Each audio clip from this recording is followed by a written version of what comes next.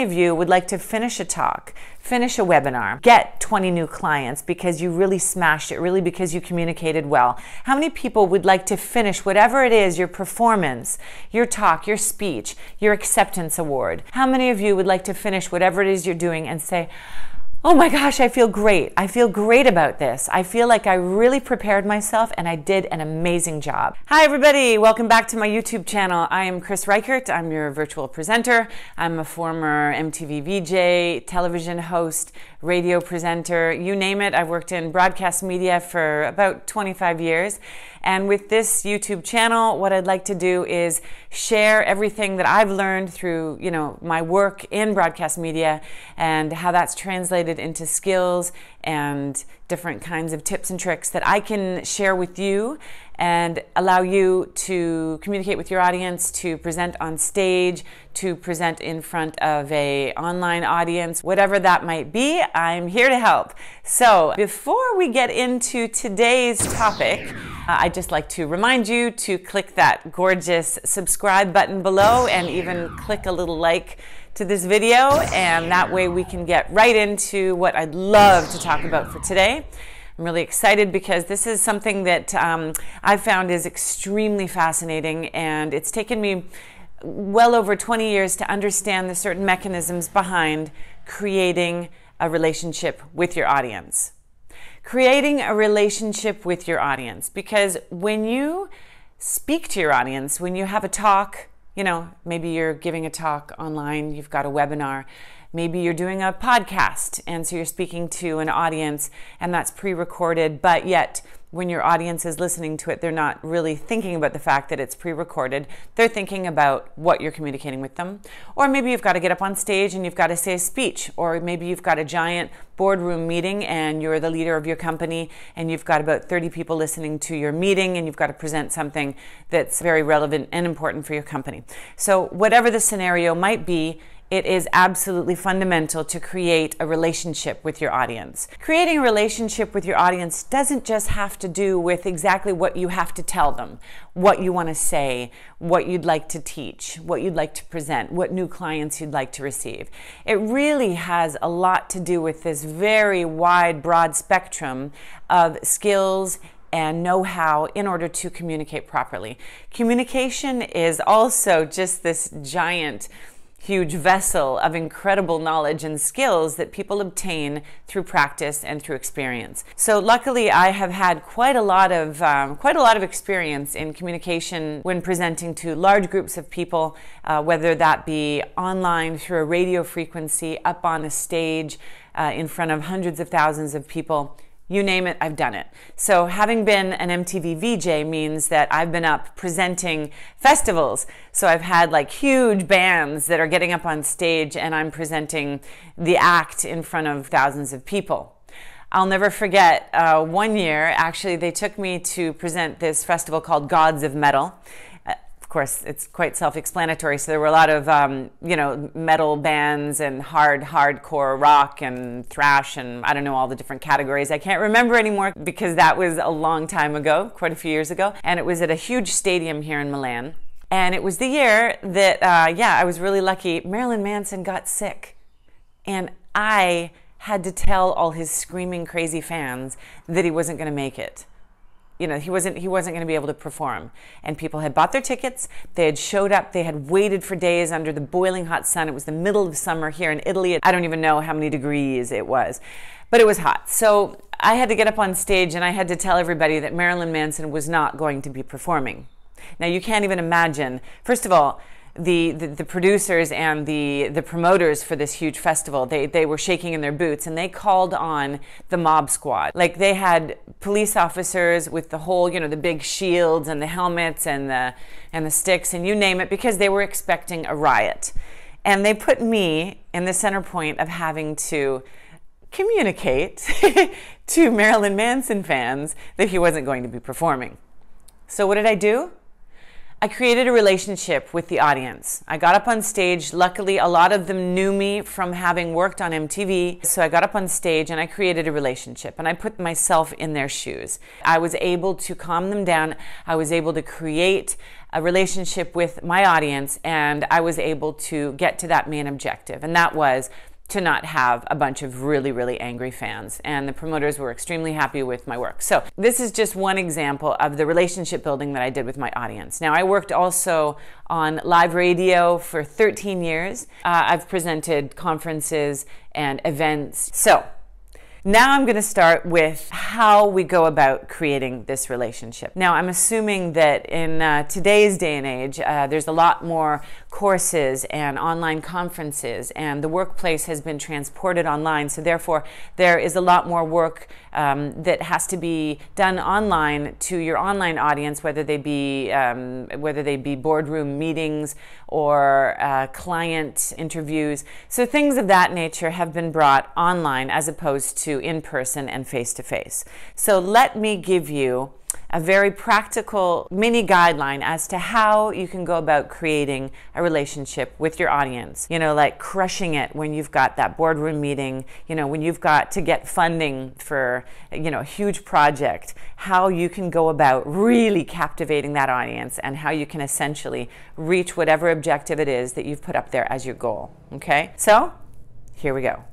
All right, so the number one thing that you can do to create a relationship with your audience is to address your audience.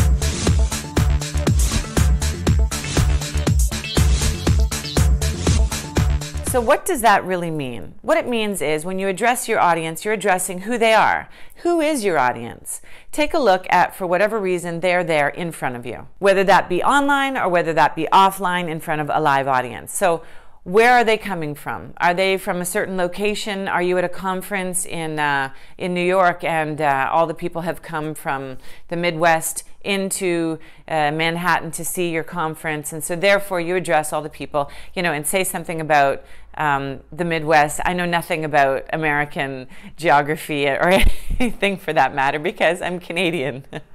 So this is probably a really bad example. Okay, I'm going to use Toronto. I'm going to use Toronto, my home city, as an example. So people have come in from London, Ontario, from Peterborough, from all of these places outside of the main city, and they've come into Toronto for a main tech conference. Okay, so what you're going to do is address all those people in those locations and say, hey everybody, how are you all today? Thanks so much for, you know, taking this trip and coming in and driving, you know, 2-3 hours from out of town in order to be here in Toronto today for this incredible conference. I'm creating horrible examples, I know, because if I were to create examples based on my experience, I would just only be talking about music and bands and concerts and musical scenarios like that, you know, doing radio and television, where mainly the television I did was like music television. You know, I told you that I was a VJ for MTV, so a lot of the experience I have is from MTV and also from live performances, like CD Live, for example, was a show I did in London, England, and that's where I would go every weekend when I would fly from Milan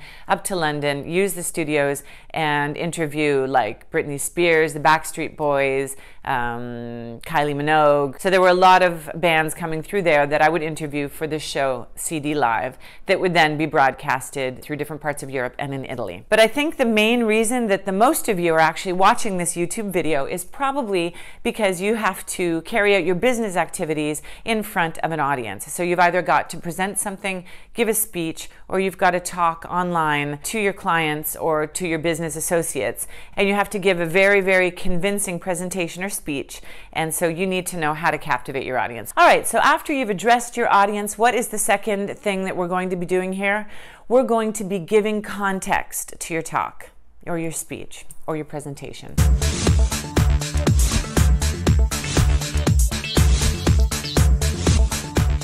Give context. Now, what does that mean? We need to give context on who you are, not your audience, but you. So we would give context to the people that we are. You know, how did our day start? Hi everybody, good morning. Okay, after I've addressed my whole audience, and I'm going to say, today I woke up and I had my cup of coffee and I was so excited to get here today because I couldn't wait to share all of this stuff that I'm about to share with you. I'm giving context to myself and who I am as a person and maybe why I'm there in that very specific moment. I was called here to talk to you today because I'm an expert in my field. I've done this, I've done that. I have experience in this area. Just like I started the YouTube talk off with, I gave context to who I am and a little bit about my background so that you're already creating a relationship. What you've done is you've asked about your people or you've addressed them, and then you're telling them a little bit about you. So you're giving context to yourself. And already by doing so, you're creating a little bit of a relationship. You have to tell people who you are and why you're there and maybe a little bit about yourself and what makes you you, your experience, your knowledge, your know-how. Okay, so give context to the talk you're about to have. All right, another really important thing to do, I'm going to call it step number 3, but in reality, this is something you're going to have to do prior to your talk. Now, what I mean is you're going to have to create a go-to phrase.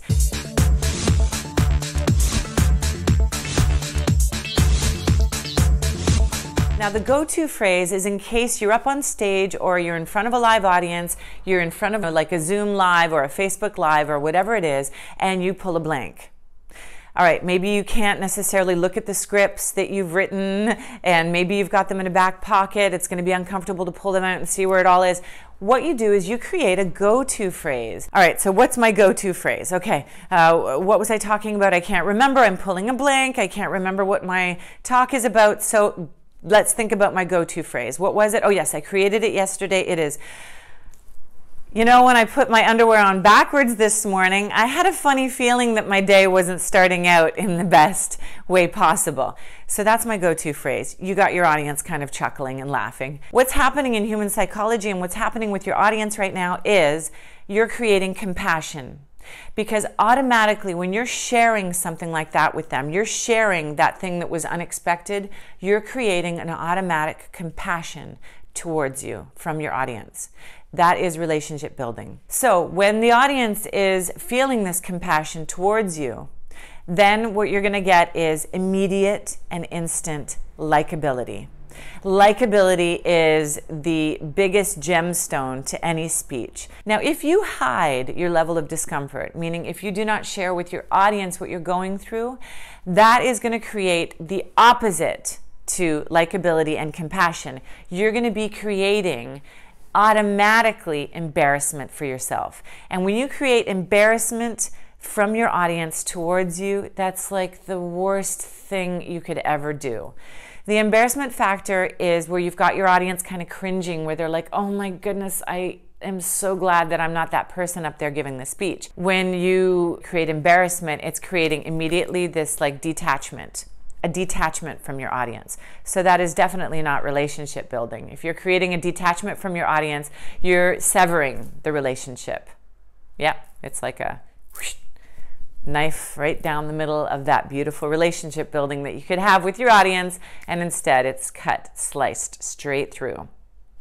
You don't want that. No way. No go. No thanks. So these, I believe, are some really good tips on how to create a relationship with your audience and how to maintain a really nice level of likability, compassion, fun, interest, and captivation. Those are all fundamental aspects of getting up on stage or getting on a live chat or getting on a webinar or getting in front of a conference meeting or doing a conference meeting online or doing a client interview, anything like that.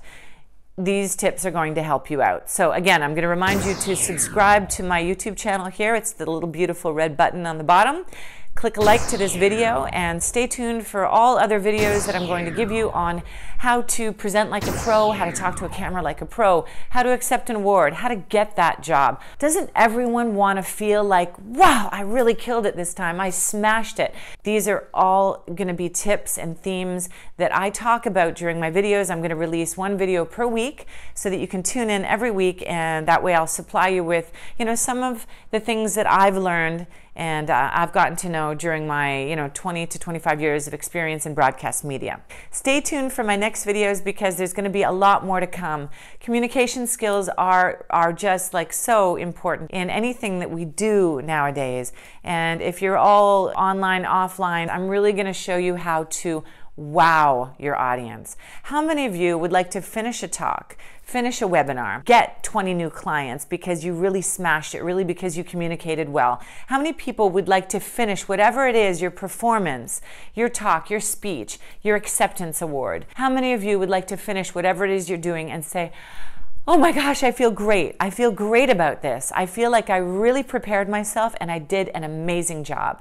Well, I believe that pretty much all of you are going to want to feel that way after you've really put your mind to doing something, and after you've really organized yourselves and prepared yourselves and done your homework and performed on spot. So that's what I'm here to help you out with. Okay, so stay tuned for my next video. I don't have a specific day that I'll be releasing them yet until I get a little bit more organized with this YouTube channel. As I said before, I'm pretty new at this, but this is all very exciting, and I'm so excited to be on this platform and sharing what it is that I know with all of you. So write to me any kind of comment on what you'd like me to talk about, how I could implement any questions into one of my next videos, and I will try and do so. I'm here for you guys, and so I really would like you to tell me also how you managed to wow your audience, if you have any experiences where you've been able to use whatever I've told you on this YouTube channel. So I'd really like to know about that, because my best interest is in your amazing performance. So thanks everybody. I really appreciate all of you attending and watching this video, and I appreciate all of your likes and your subscribes. Take great care, wow your audiences, and stay tuned for my next video. This is Kris Reichert, your virtual presenter, your former television and radio host, signing off for this YouTube video. We'll talk to you really soon. Ciao for now.